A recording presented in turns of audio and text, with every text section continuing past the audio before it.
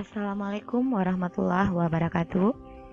Halo Ananda semuanya, selamat bertemu kembali dengan Ibu Rica Rustikawati dalam pembelajaran IPA dengan materi suhu dan perubahannya. Baik, Ananda Ibu semuanya, hari ini kita akan belajar mengenai suhu dan perubahannya. Mungkin Ananda semua sering mendengar kata suhu. Berapa derajat suhu seseorang, kemudian berapa derajat suhu air yang sedang membeku, berapa derajat suhu air yang sedang mendidih, pada suhu berapa seseorang dikatakan demam. Nah, sebenarnya suhu ini sering sekali kita ucapkan dalam kehidupan sehari-hari. Namun, tahukah kamu apakah itu suhu? Nah, oleh sebab itu, kita akan mempelajari mengenai suhu dan perubahannya. Nah, kompetensi dasar yang diharapkan dapat dicapai pada pertemuan kali ini yaitu menganalisis konsep suhu, pemuaian, kalor, perpindahan kalor, dan penerapannya dalam kehidupan sehari-hari, termasuk mekanisme menjaga kestabilan suhu tubuh pada manusia dan hewan. Indikator pencapaian kompetensinya, menganalisis konsep suhu dan pemuaian, menentukan titik tetap bawah dan titik tetap atas pada termometer sederhana, menuliskan titik tetap bawah dan titik tetap atas pada termometer sederhana yang nantinya akan kalian buat.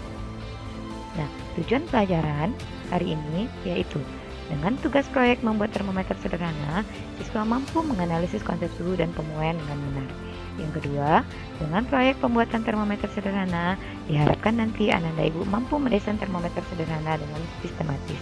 Yang ketiga, dengan tugas proyek pembuatan termometer sederhana, Ibu harapkan siswa Ibu mampu menentukan skala suhu dengan melakukan pengukuran suhu dengan menggunakan termometer sederhana. Nah, apa itu suhu? Suhu sebuah benda adalah tingkat atau derajat panas suatu benda. Benda yang panas memiliki derajat panas yang lebih tinggi dibandingkan benda yang dingin. Suhu adalah termasuk besaran pokok. Suhu benda yang diukur dengan indera perasa menghasilkan ukuran suhu kualitatif yang tidak dapat dipakai sebagai acuan. Suhu harus diukur dengan suatu alat secara kuantitatif yang kita sebut dengan termometer. Nah, apa saja jenis-jenis termometer? Yang pertama yaitunya termometer zat cair. Yang kedua termometer bimetal. Termometer bimetal ini terdiri dari dua logam yang berlainan jenis yang disatukan. Yang ketiga termometer kristal cair. Keempat, termometer digital yang saat ini sedang banyak digunakan oleh sekolah, perkantoran, dan instansi lainnya dalam menseleksi orang yang diizinkan masuk ke suatu tempat. Nah, mengenai materi jenis-jenis termometer tadi bisa Ananda lihat lebih lengkapnya dalam bahan ajar yang sudah Ibu bagikan di dalam Google Classroom kalian. Nah, skala suhu. Suhu memiliki 4 skala. Yang pertama Celsius, kemudian Fahrenheit, ketiga Reaumur, dan yang keempat Kelvin. Dari keempat skala suhu ini, ada satu skala yang diakui secara internasional. Satuan skala suhu yang diakui secara internasional yaitu Kelvin. Sementara kita di Indonesia menggunakan skala Celsius. Apapun itu, di antara satu skala ke skala suhu yang lainnya, itu dapat dipindahkan atau dapat dikonversi dengan memperhatikan perbandingan yang didapatkan dari acuan titik tetap bawah dan titik tetap atas pada masing-masing skala suhu. Nah, untuk saat ini mungkin tidak semua Ananda Ibu di rumah yang memiliki termometer di rumah. Lalu, bagaimana cara pembuatan skala suatu termometer? Nah, skala suatu termometer dapat kita tentukan dengan menentukan titik tetap atas dan titik tetap bawah dari suatu termometer. Nah, di mana titik tetap atas suatu termometer itu kita tentukan dengan melihat pada suhu berapa air mendidih. Jadi, apabila kita menggunakan suatu termometer, kita dapat menentukan skala atau titik tetap atasnya dengan memasukkan termometer tersebut pada air mendidih. Ketika air mendidih, tandai skala yang ditunjukkan oleh termometer. Skala yang ditandai pada suhu air mendidih kita sebut sebagai titik tetap atas. Lalu, bagaimana caranya agar kita bisa mengidentifikasi titik tetap bawahnya? Caranya, termometer tadi kita masukkan ke dalam air es atau air yang dipenuhi bongkahan es.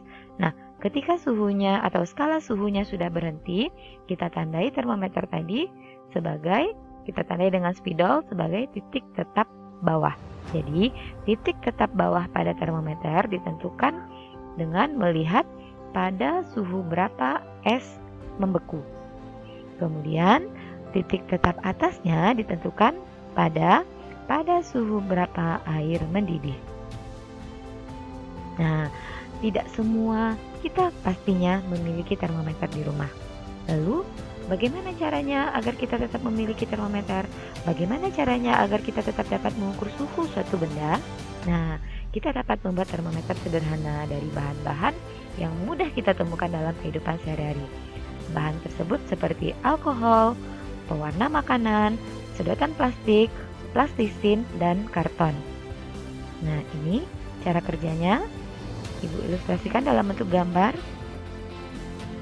Nah, seperti ini kira-kira jadinya termometer sederhana yang kita buat di rumah dengan menggunakan alkohol yang diberikan pewarna makanan.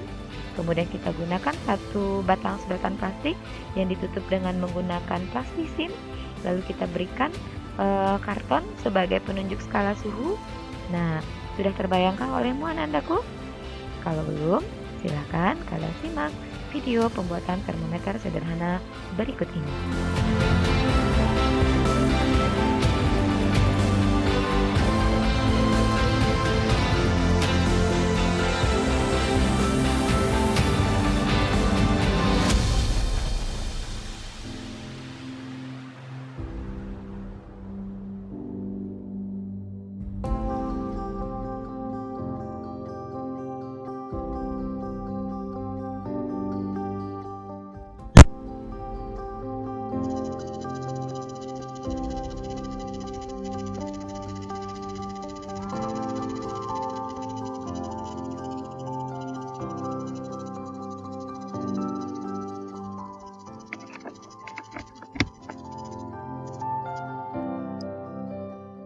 Nah, langkah pertama tadinya tuangkan alkohol ke dalam botol kaca.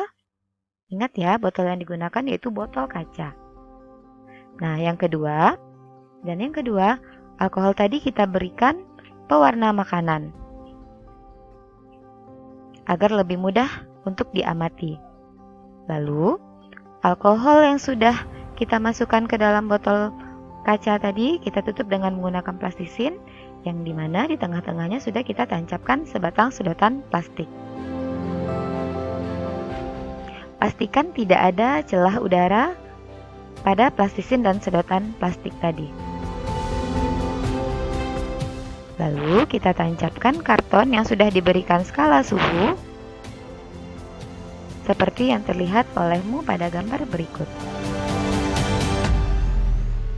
Nah, kita buat.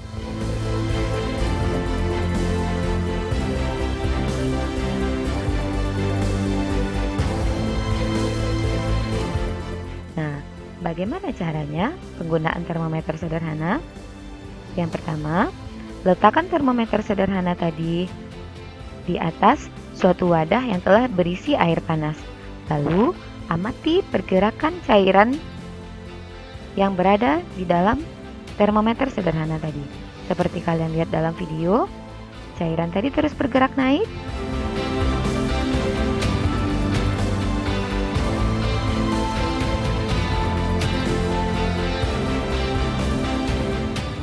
Cairan di dalam termometer ini akan terus bergerak naik.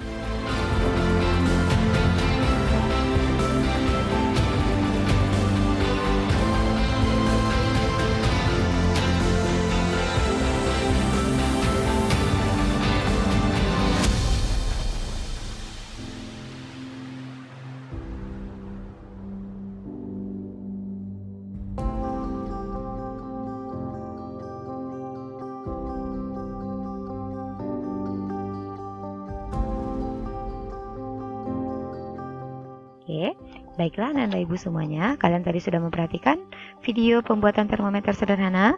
Jadi, di dalam pembuatan termometer sederhana, kita hanya perlu bahan-bahan yang mudah kita temukan dalam kehidupan sehari-hari. Yang pertama yaitu alkohol, kemudian botol kaca, kemudian plastisin, kemudian sedotan plastik, dan kemudian karton. Nah, seperti yang sudah Ibu tampilkan tadi. Nah, sekian pembelajaran mengenai suhu dan termometer sederhana. Sampai berjumpa kembali anak-anakku semuanya. Tetap semangat dan selalulah jaga kesehatan. Assalamualaikum warahmatullahi wabarakatuh. Halo, Assalamualaikum warahmatullahi wabarakatuh. Selamat bertemu kembali dalam pembelajaran IPA bersama Ibu Rika Rustikawati. Baik, anak-anak Ibu semuanya, sebelum memulai pembelajaran hari ini, silakan kita awali dulu dengan berdoa menurut agama dan kepercayaan masing-masing. Berdoa dimulai. Berdoa selesai. Baik, anak-anak Ibu semuanya, Ibu ingatkan sekali lagi untuk selalu mengisi absen ataupun daftar hadirmu yang sudah Ibu bagikan dalam Google Classroom-mu. Baik, anak-anak semuanya, masih tetap semangat? Oke, kita tetap harus semangat dalam pembelajaran. Baik, anak-anak semuanya, pada pagi ini kita akan belajar mengenai materi kalor dan perubahan wujud zat.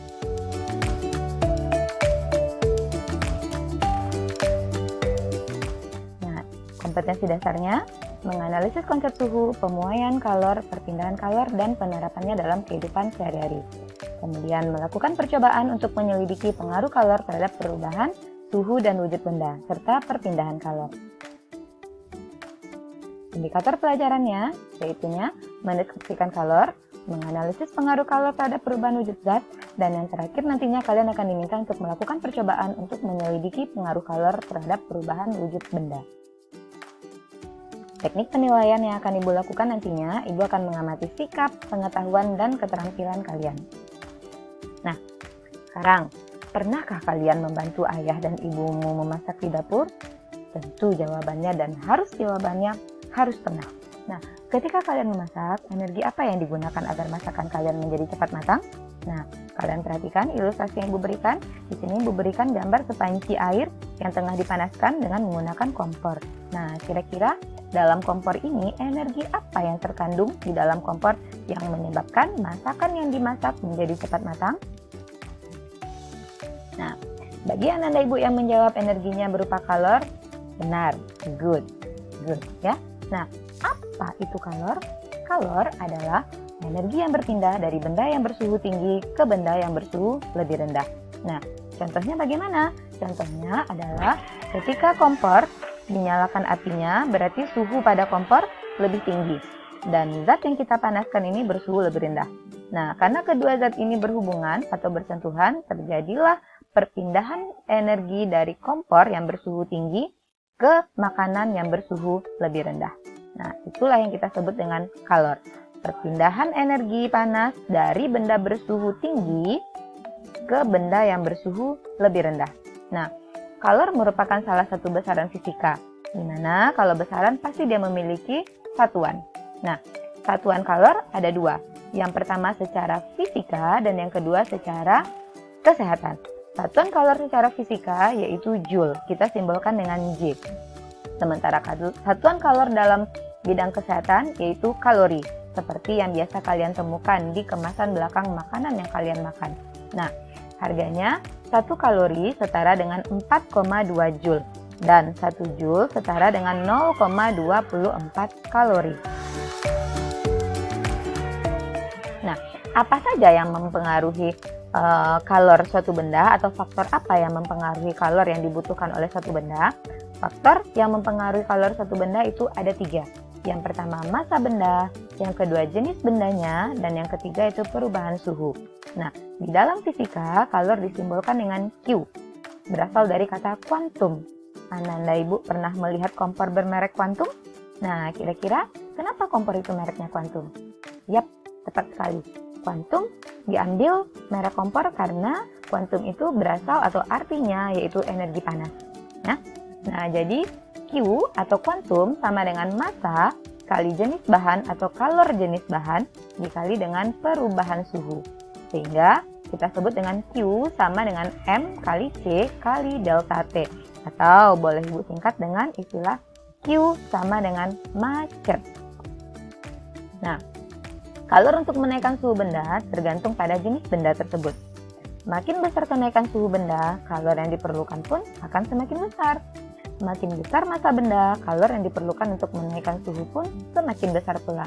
Contohnya, mana yang lebih cepat panas, segelas air yang dipanaskan ataukah 2 gelas air yang dipanaskan? Mana yang lebih cepat panas? Tentunya jawaban kalian pasti yang paling cepat panas yaitu segelas air, ya. Karena massanya lebih kecil sehingga kalor yang dibutuhkan juga kecil. Semakin besar massa benda, kalor yang dibutuhkan pun juga semakin besar. Nah, apa sih pengaruh kalor terhadap suhu suatu zat? Nah, kita lihat di sini. Di sini Ibu berikan ilustrasi berupa segelas air panas yang ditambahkan dengan sebongkah atau 2 bongkah es batu. Kira-kira ketika Ibu gabungkan air panas dan 2 bongkah es batu ini, apa yang akan terjadi? Nah, ketika dicampurkan yang akan terjadi yaitu suhu air menjadi air hangat. Kenapa demikian? Karena adanya zat yang menyerap kalor dan ada zat yang melepas kalor. Siapa yang akan melepas kalor?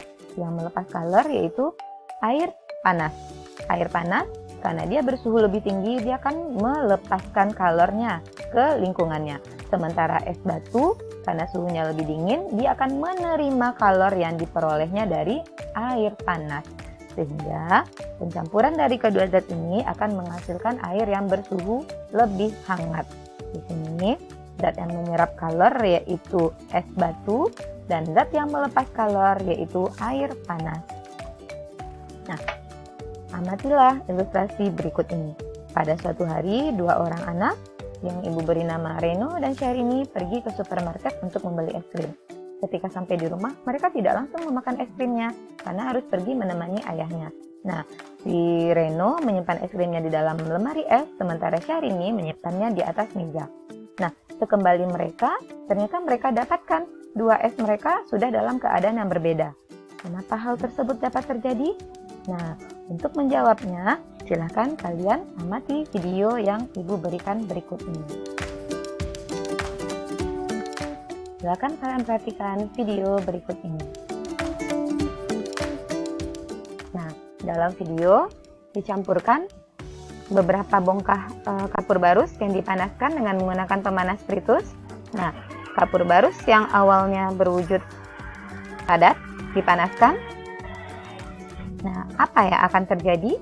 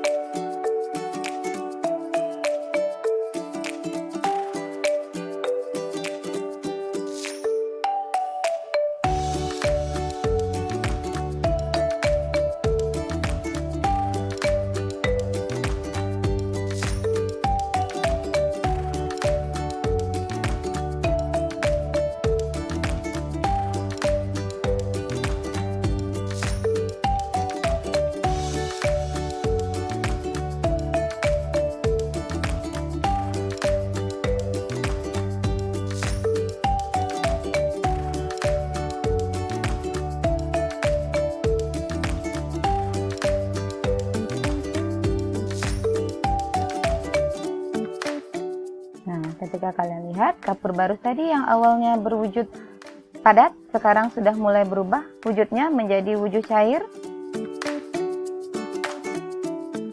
Dan sekarang dari yang berwujud cair mulai menguap, artinya berubah menjadi wujud gas.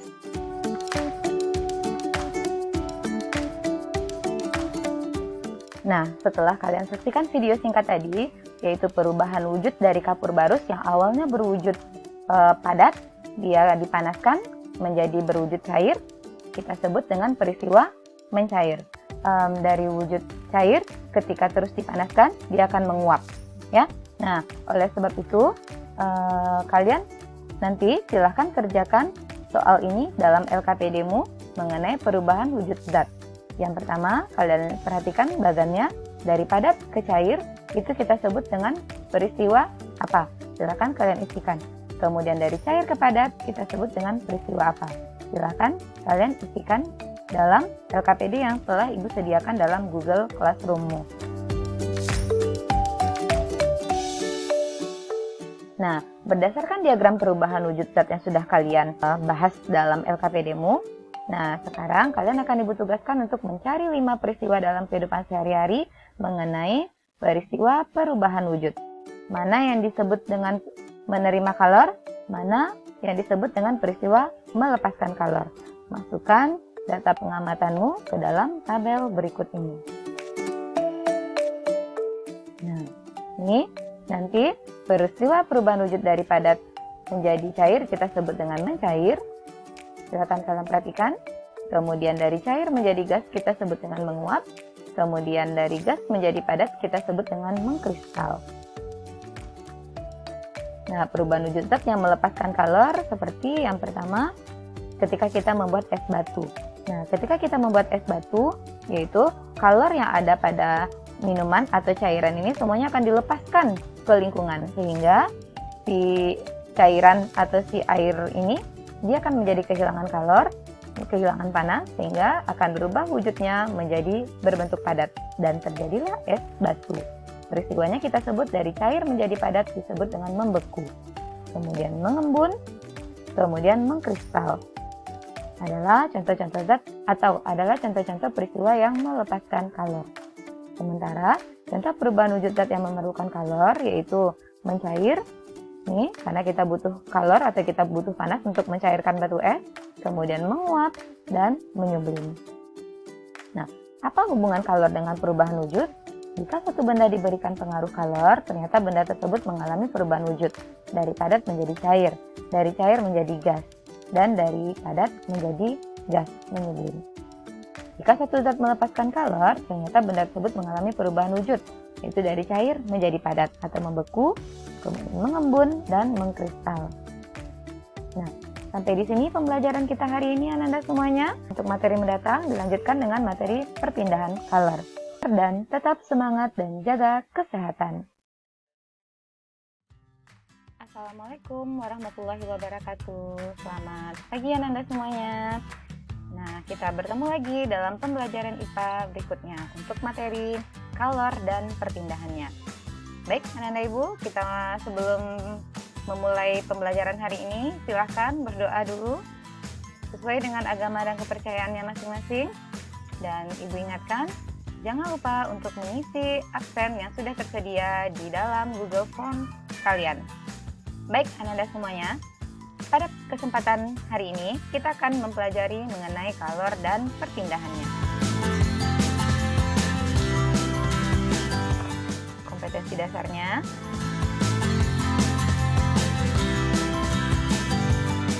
Indikator pembelajaran. Teknik penilaian. Nah, pernahkah Ananda Ibu semuanya menyetrika pakaian? Nah, Ibu yakin nih, Ananda Ibu terutama yang wanita, para gadis-gadis remaja harus sudah bisa menyetrika pakaiannya sendiri. Begitu pula dengan Ananda Ibu yang laki-laki. Nah, ketika kalian menyetrika pakaian, apa yang terjadi saat kamu menyetrika pakaian? Apakah terjadi perpindahan kalor di sana? Dari mana terjadi perpindahan kalor? Dari setrika menuju pakaian. Nah, bagaimanakah cara kalor itu dapat berpindah? Nah, untuk menjawab pertanyaan tersebut, perhatikan video pembelajaran berikut ini dengan seksama.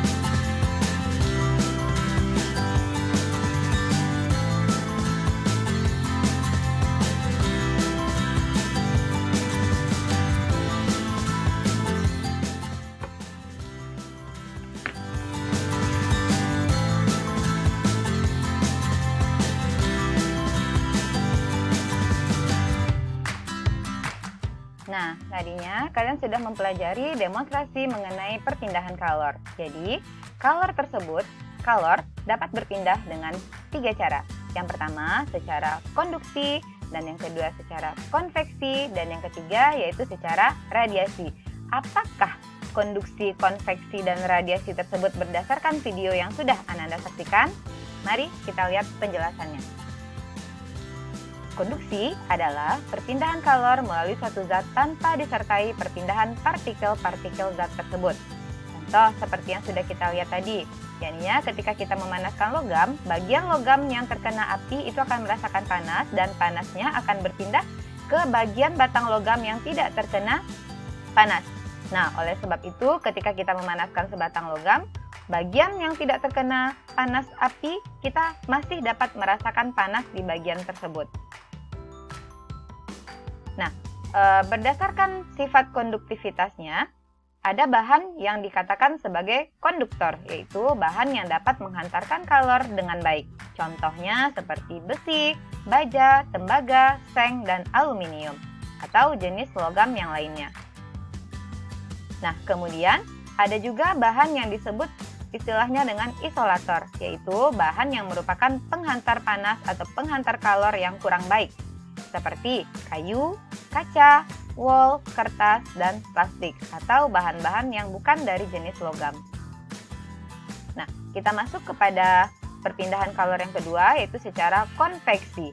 Konveksi adalah perpindahan kalor melalui zat disertai dengan perpindahan partikel-partikel zat tersebut. Contohnya seperti yang sudah kalian saksikan demonstrasinya tadi, ketika kita memanaskan air, di dalam air kita berikan serpihan kertas, maka akan terlihat serpihan kertas yang berada di dasar gelas tadi dia akan naik ke atas karena partikel-partikel zat yang berada di bawah itu akan naik ke atas karena terjadi perbedaan massa jenis zat, di mana massa jenis zat yang panas atau bersuhu lebih tinggi, massa jenisnya lebih ringan sehingga dia naik ke atas. Nah, contoh peristiwa konveksi dalam kehidupan sehari-hari seperti terjadinya angin darat dan angin laut.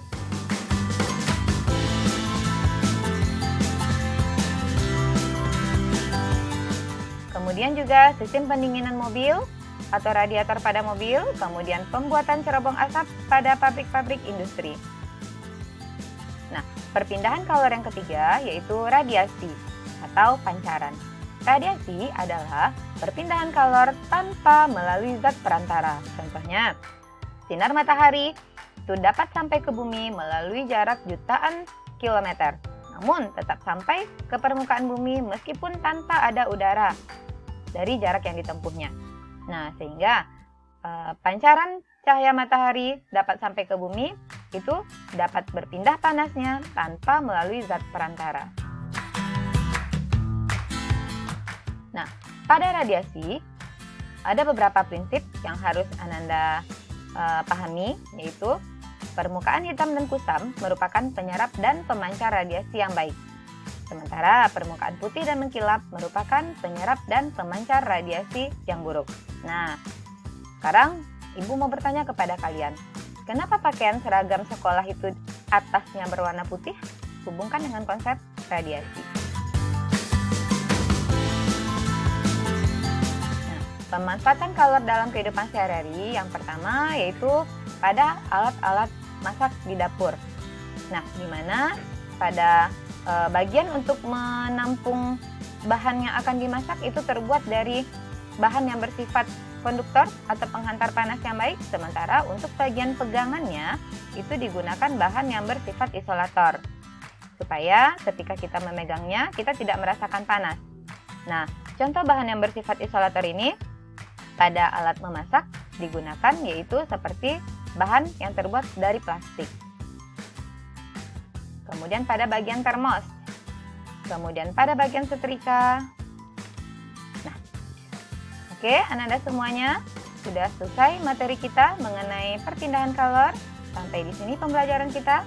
Untuk materi mendatang akan kita lanjutkan mengenai azas Black. Selamat belajar dan jaga kesehatan di rumah dengan cara menjaga jarak dan jaga kebersihan. Assalamualaikum warahmatullahi wabarakatuh.